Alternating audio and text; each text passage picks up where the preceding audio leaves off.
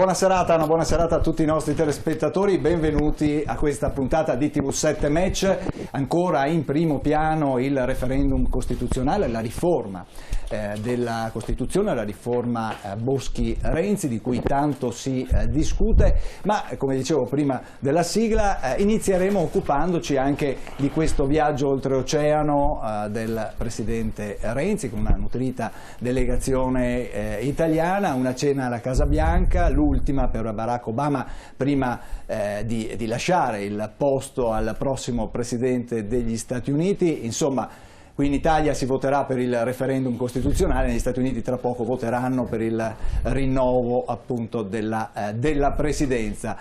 Sono confronti particolarmente accesi e in questo caso possiamo dire che è stata una cena che forse è servita, anzi sicuramente è servita a tutti e due, sia a Barack Obama che a Matteo Renzi. Ma di questo parleremo in apertura di questa nostra trasmissione. Lo facciamo con gli ospiti che ho in studio, ve li presento subito. Inizio dalla mia sinistra, l'avvocato Alessio Morosini. Buonasera Morosini, grazie di essere qua. Buonasera a lei, buonasera Indipendenza Veneta. Al suo fianco Sossio Vitale, avvocato Sossio Vitale, comitato per il sì, lei è anche assessore in comune consigliere comunale in comune a Treviso. Il nostro editore Ermanno Casen, buonasera Ermanno, grazie anche a te di essere qua.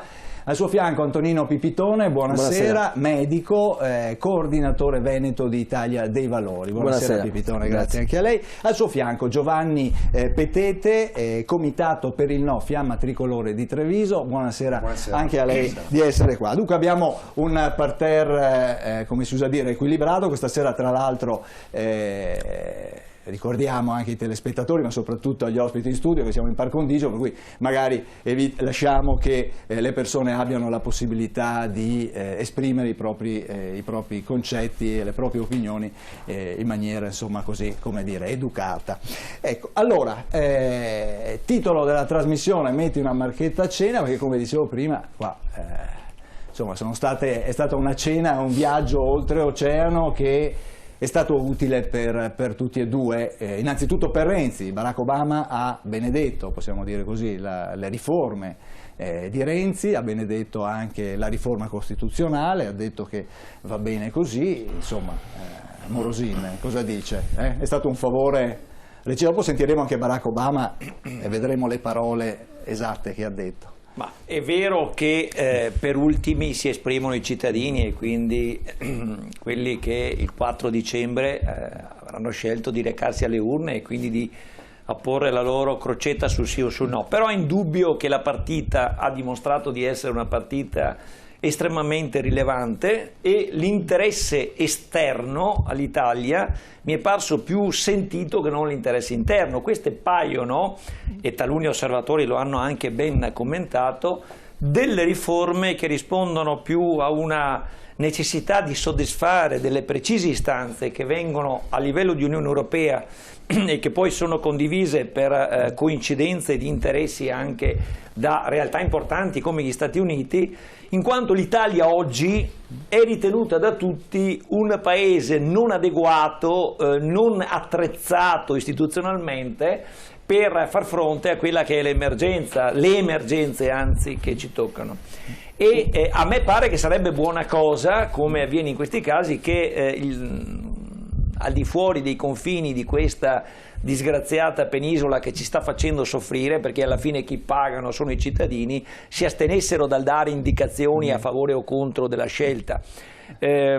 Soprattutto che avvenissero, come è accaduto per il Presidente del Consiglio italiano, Matteo Renzi, scelte così molto plateali di raccolta di consenso, anche perché questa riforma, e credo che sia l'aspetto più importante sul quale poi ci intratterremo o sul quale io penso di orientare il mio giudizio, è che questa non è una riforma costituzionale che ha coinvolto, come si dice, tutte le realtà italiane, è una riforma che parte da un'esigenza politica di parte che non è stata sentita da tutti, ma è stata imposta tra l'altro a una realtà parlamentare che non è neanche legittimamente presente in Parlamento, non dobbiamo dimenticarci questo fatto, e quindi ci sono dei profili preeminentemente politici, prima ancora che di valenza di riforma costituzionale, che stanno condizionando un passaggio estremamente importante, perché 47 articoli della Costituzione non è mai accaduto fino ad oggi che siano stati messi sotto esame. Dopo ne parliamo. Piccione, vedevo che già...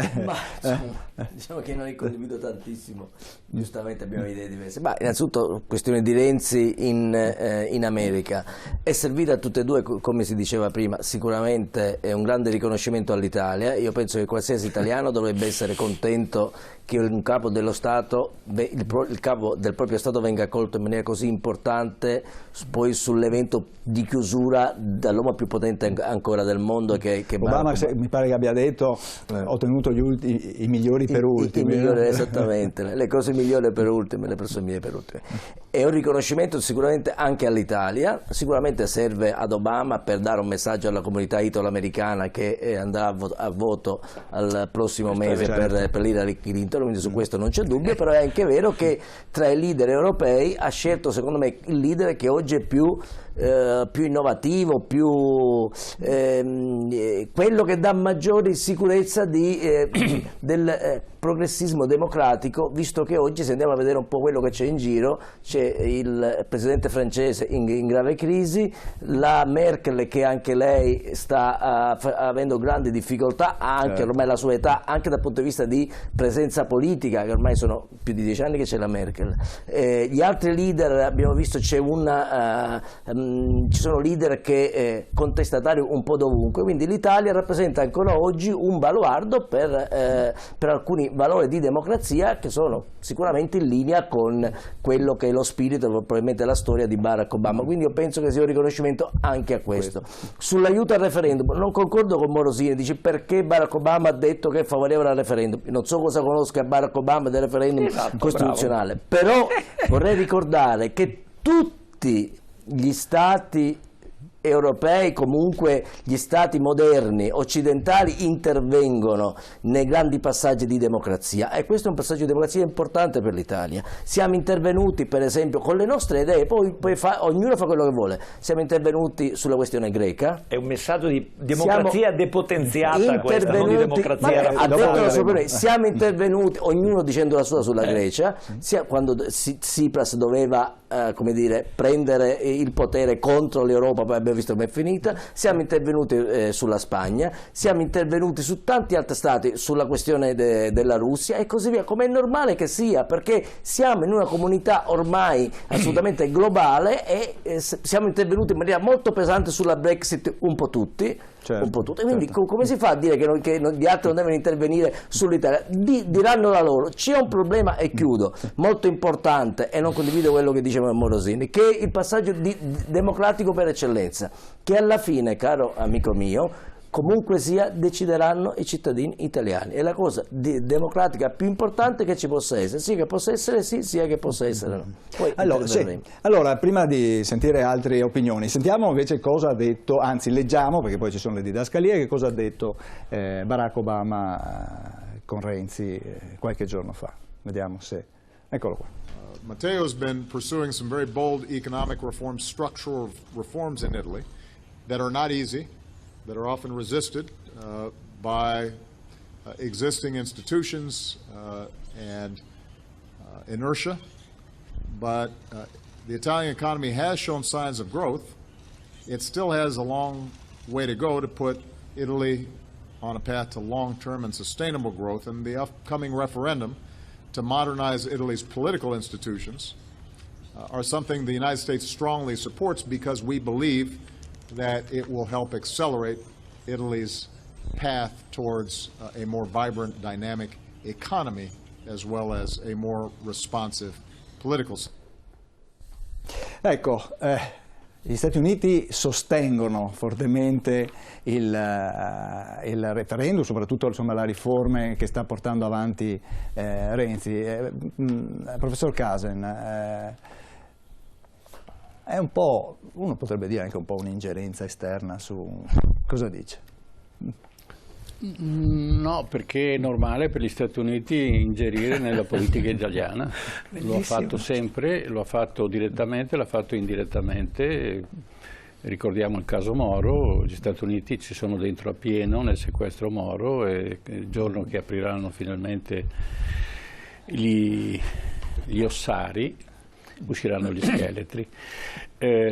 Lo fece attraverso il Vaticano, nonostante non avesse riconosciuto lo Stato Vaticano, diede pieni poteri al Vaticano perché alla fine della guerra era l'unica istituzione che poteva creare uno stato di sicurezza per l'Occidente e chiaramente anticomunista, perché il Pacelli, diciamo che quando era segretario di Stato fu ospite di Roosevelt e nella cena con Roosevelt Pacelli accusò Roosevelt di essere comunista. Quindi diciamo che era una figura estremamente decisa e quindi gli americani si fidarono chiaramente della Chiesa e nacque così, sotto la benedizione americana, nacque la Democrazia Cristiana, che imperò fino alla caduta poi delle Mani Pulite, quando crollò il muro e il Presidente della Repubblica allora disse: guardate che le cose stanno cambiando, ognuno per sé, Dio per tutti. Finalmente il piede dell'America si era tolto dall'Italia, ma l'influenza è rimasta, quindi lui stesso diceva: l'Italia è un paese a sovranità limitata, e lo disse pubblicamente in televisione. Quindi non ce ne dobbiamo meravigliare. La politica americana e la politica inglese è sempre stata, e lo è stata fin dal 1853-54, peraltro convincendo anche i francesi, 854, no? Quindi qualche secolo fa, di fare blocco contro la Russia. Quando la Russia non era comunista, quando c'erano gli zar e tutte queste cose, e nacque la famosa guerra di Crimea, una guerra che non aveva nessun senso, che ebbe un inizio banale e una fine tragica per chi ci lasciò le penne lì, ma che non portò a nulla. Anzi, nel momento in cui tutti puntavano alla caduta dell'impero ottomano, guarda caso, anche i russi, allora Nicola I, disse: ci alleiamo e abbattiamo l'impero ottomano. In quel momento stesso, e lui si trovava in Inghilterra e c'era la regina Vittoria allora, che non lo ricevette pochi istanti prima che ripartisse. Peraltro lui era andato a Londra per vedere i suoi beni, perché i beni degli zar sono sempre stati custoditi nelle casseforti inglesi. Propose questo attacco all'impero ottomano, che ormai era allo sfascio, e invece l'Inghilterra si coalizzò e obbligò la Francia addirittura ad allearsi quando la Francia non aveva nessuna intenzione, e nacque questa. E da allora, se noi osserviamo, tutta l'operazione inglese e statunitense successivamente è nei confronti contro la Russia. Ma chi poteva opporre alla Russia? Quale Stato? Ed è sempre stato lo Stato tedesco, la Mitteleuropa, che è stata forzatamente spinta e finanziata per andare contro la Russia, sia nel momento in cui era Russia, sia nel momento in cui è diventata sovietica. Ma attenzione, il comunismo in Russia fu trasportato per ragioni belliche dalla Germania durante la guerra, perché Lenin era rifugiato a Zurigo. Fu fatto un treno speciale, fu fatto passare attraverso tutta la Germania, fu fatto passare attraverso il fronte russo, fu finanziato, e lui creò la grande rivoluzione, che fu l'epilogo, l'inizio della rotta di Caporetto, perché quando la Russia fece un trattato di non belligeranza temporaneo, tutte le truppe che erano rivolte verso la Russia furono portate verso qui, e noi prendemmo la grande legnata di Caporetto. Allora, qual è la politica? La politica è mettere la Germania contro la Russia. Prima, se voi osservate anche questa questione Crimea, questa nuova guerra di Crimea, questa situazione, è chiaramente sono i famosi Sudeti di Hitler. No? Quindi evitare che Russia e Germania... evitare, perché la seconda guerra mondiale fu la Germania contro la Russia, finito. Tutto il resto sono accessori. Ditemi una battaglia dove gli Stati Uniti hanno vinto una grande battaglia, non parliamo di Stalingrado, tutte queste cose qua, ma una grande battaglia, che è stato forse quando hanno Lo sbarco in Normandia, però, insomma, è stato... Lo sbarco in Normandia è stata una coincidenza astrale. Vabbè. No, però veramente. Napoleone, i generali, se li sceglieva prima fortunati e poi bravi. Sì, però se non sbarcavano in Normandia non sarebbero più sbarcati. No, quindi non diciamo che è l'effetto di una forza. Lo sbarco ad Anzio a 20 minuti da Roma sono rimasti là ed erano 4.000 i tedeschi, poi arrivarono a 30.000, sbarcarono 20.000 alleati e non riuscirono a fare un chilometro. Lo sbarco in Sicilia, lo vogliamo dire tutto, non c'entra niente la mafia. Ditemi che la mafia riesce a condizionare lo sbarco degli alleati, nel senso che riesce a eliminare... Ha avuto il suo ruolo? No, non ha avuto nessun ruolo. Il ruolo fu la prova del 9 di Vittorio Emanuele III e dei generali per dimostrare agli alleati che erano credibili in un trattato di pace, di un trattato di armistizio, e quindi chiaramente le truppe non si trovavano al posto giusto. Quando Mussolini gridava li fermeremo sul bagnasciuga, le truppe italiane non si sono viste. E non è la mafia, perché la mafia sì, muove i picciotti, ma ha voglia di muovere gli eserciti. Ha avuto il suo ruolo, grazie questa volta agli Stati Uniti. Che poi gli Stati Uniti hanno utilizzato i mafiosi in America, li ha tirati fuori dalla galera, ma quando c'è la guerra si tira su anche le formiche, si usano anche le cavallette, ma non sono quelle che sono determinanti. Allora il problema è questo, Obama non ha letto la Costituzione italiana, però ha detto che va bene la nuova Costituzione italiana. Obama non sa nulla delle riforme perché ha ben altre cose da pensare, tra cui le nuove elezioni, però in questa cena, che non è a 3 o a 4, ma sono 300 gli invitati, che sono tutti italo-americani e sono i più, diciamo, quelli che gestiscono la minoranza italo-americana negli Stati Uniti, e questi sono voti buoni che vengono buoni tra qualche certo che settimana. Potrà sicuramente chiaramente Renzi ha portato a casa un atto di promozione. Ma da questo a dire che la benedizione è consapevole siamo molto distanti. Questo è un altro discorso. Socio Vitale, per lei invece le parole di Obama hanno avuto un innanzitutto permettetemi di dire da italiano, io sono orgoglioso di vedere il presidente, un italiano innanzitutto, giovane, 42enne, che ha qualche anno più cioè meno di me, essere lì con l'uomo forse più potente del mondo, insomma, innanzitutto. Forse anche un pizzico di invidia che non nasconde.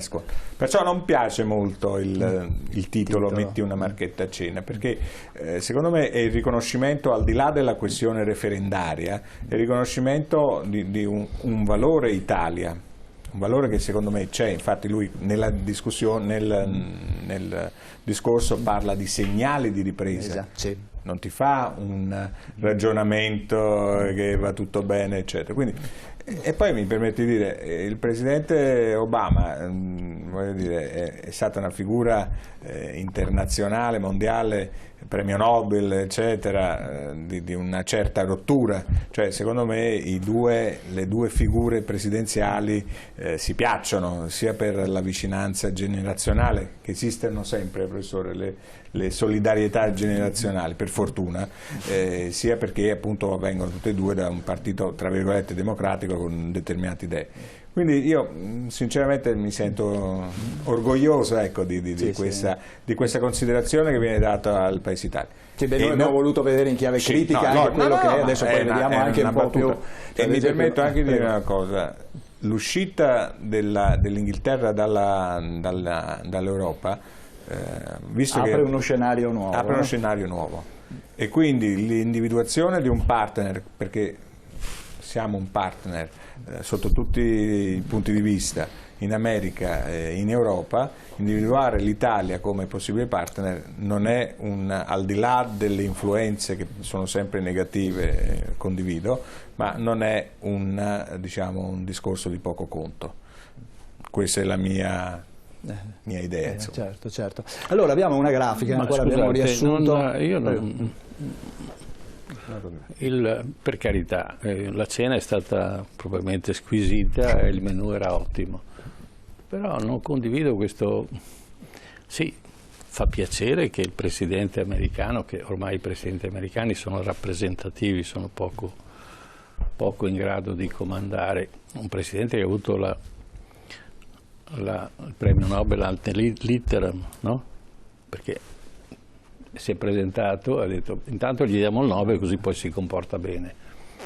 Non vedo questa grande rappresentatività, perché poi tutte le proposte che lui ha fatto gli sono state impedite, e qui abbiamo una situazione analoga a quella italiana, dove il Parlamento il più delle volte è contro il presidente americano, tant'è che la sua riforma, che poi ha aumentato i prezzi delle polizze assicurative, eccetera, di 3 volte, perché gli Stati Uniti non sono come in Italia, dove lo Stato interviene, lo Stato è fuori da queste situazioni, salvo fare le leggi e lasciarle gestire poi dal mercato. Non ha praticamente attuato poco.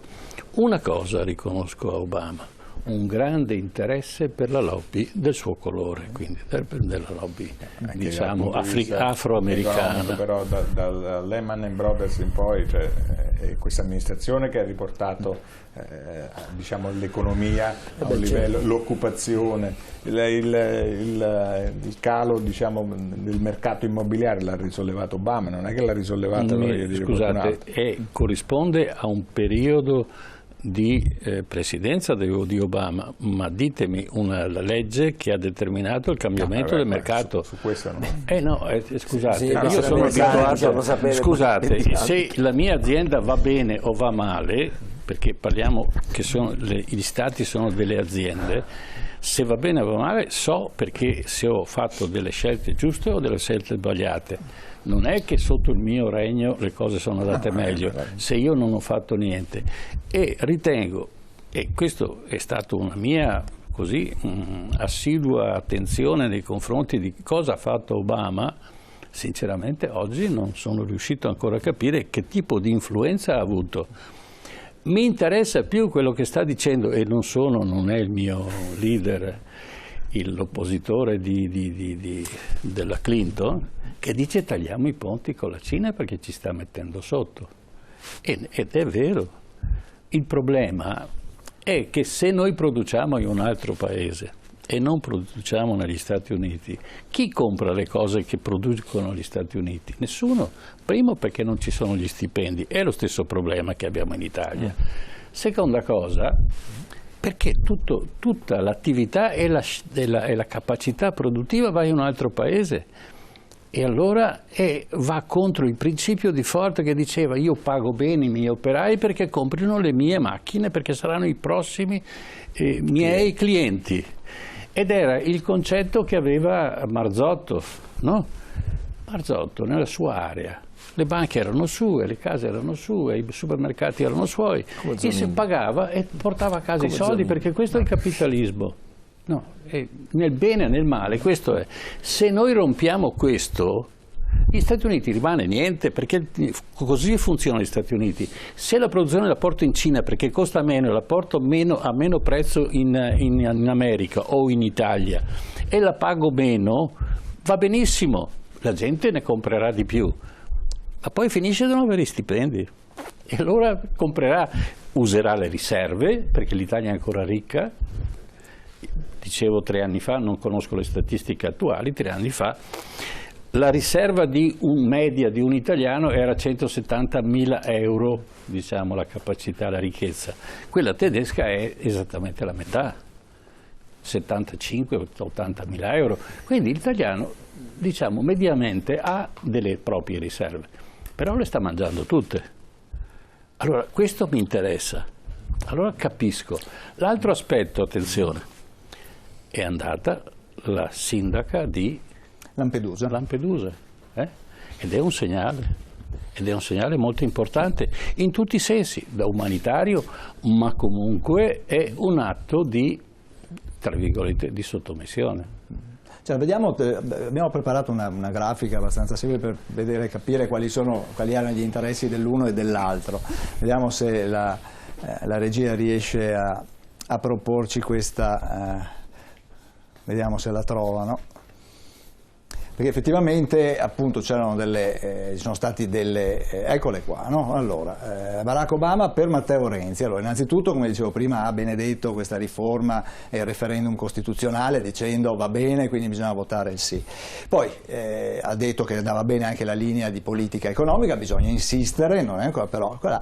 E poi ha anche accennato a quello di cui si diceva prima, l'Italia come referente in Europa degli Stati Uniti dopo la Brexit. Quindi la possibilità per l'Italia di tutte, diciamo, una linea parole che chiaramente hanno giovato anche giovano alla figura di Matteo Renzi. Dall'altra parte invece Matteo Renzi per Barack Obama, e quindi aiuta, diciamo, tra virgolette, la figura di Obama negli Stati Uniti, innanzitutto l'accoglienza alla migrazione nera che arriva appunto dall'Africa, Lampedusa, porta d'ingresso d'Europa, ricordiamo anche l'atteggiamento che hanno gli altri paesi nei confronti dei migranti che arrivano, e poi appunto questa grande amicizia Stati Uniti-Italia che serve, diciamo così, tra virgolette, a scopi elettorali negli Stati Uniti per portare il voto degli italoamericani, che sono tanti e che anche sono influenti, verso la candidata democratica Hillary Clinton. Questo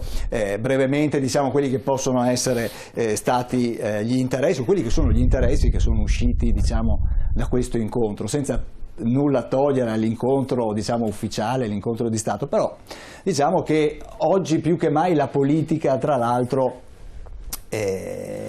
non dico si nasconde, però tende un po' a cavalcare delle tematiche, a volte restano al di sopra, cioè, diciamo, al grande pubblico viene venduto un messaggio che non è poi quello reale, o magari dietro ci sono tante altre cose, no? Allora, come il dibattito politico che c'è negli Stati Uniti, una campagna elettorale sicuramente non come dire, gestita sui contenuti effettivi, però poi appunto si è parlato di quello che ha detto Trump 10 anni fa, piuttosto che della situazione di Hillary Clinton. Dal mio punto di vista, una situazione che si sta vivendo un po' anche in Italia, e vale anche per la riforma costituzionale, perché invece di entrare nel merito dei temi, dei capitoli, di quello che si cambia veramente, si dice si elimina il bicameralismo perfetto, si riducono i senatori, e dopo invece stasera cercheremo anche di andare anche noi un pochino oltre quella che è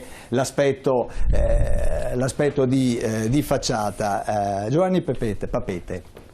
Allora, io penso che la visita di Matteo Renzi negli Stati Uniti sia stato un atto di vassallaggio e basta. Cioè, è inutile che si dice che Obama cerca il partner europeo come avamposto. Siamo una colonia degli Stati Uniti e lo dimostriamo con le basi americane, perché non tutti sanno che abbiamo 117 basi americane in Italia, sulle quali non abbiamo alcuna giurisdizione. Tra l'altro l'Italia dovrebbe essere un paese denuclearizzato, e abbiamo le bombe atomiche a Ghedi e all'altra base americana qui in Friuli.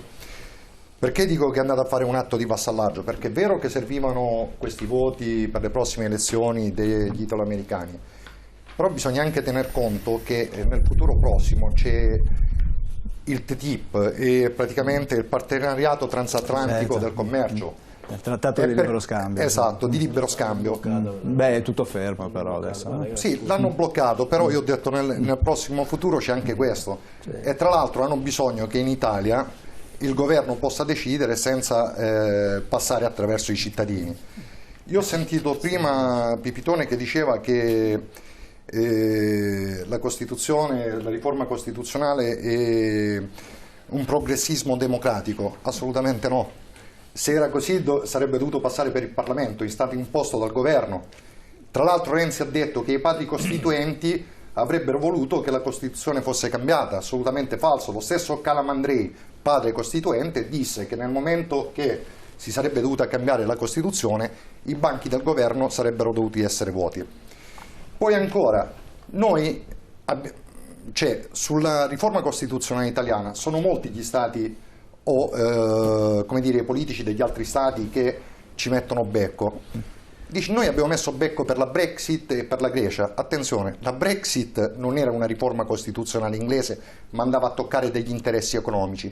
E lo stesso in Grecia, perché per il MES, il meccanismo europeo di stabilità, se la Grecia usciva dall'euro, praticamente i suoi debiti l'avrebbero dovuti pagare gli altri stati europei, non dimentichiamolo questo. Per cui tutta la manovra è una manovra strana, dico strana per non dire altro, perché ricordiamo le costituzioni sono state fatte dai popoli in particolari momenti storici e culturali e ampiamente condivisi. Qui è stato fatto da un governo, dalla maggioranza, tra l'altro neanche tra di loro sono tutti uniti, per cui di che cosa stiamo parlando? Cioè di cambiare la Costituzione e poi come cambiarla, un terzo della Costituzione, non un articolo o un altro. Tra l'altro è completamente disomogenea, poi quando ne parleremo avremo modo di parlarne. Per cui io penso che Renzi è andato soltanto a fare un atto di vassallaggio lì negli Stati Uniti. Okay. Bene, allora andiamo in pubblicità, qualche minuto di pubblicità, ma facciamo prestissimo, ritorniamo e poi parleremo anche appunto di questa riforma costituzionale. A tra poco.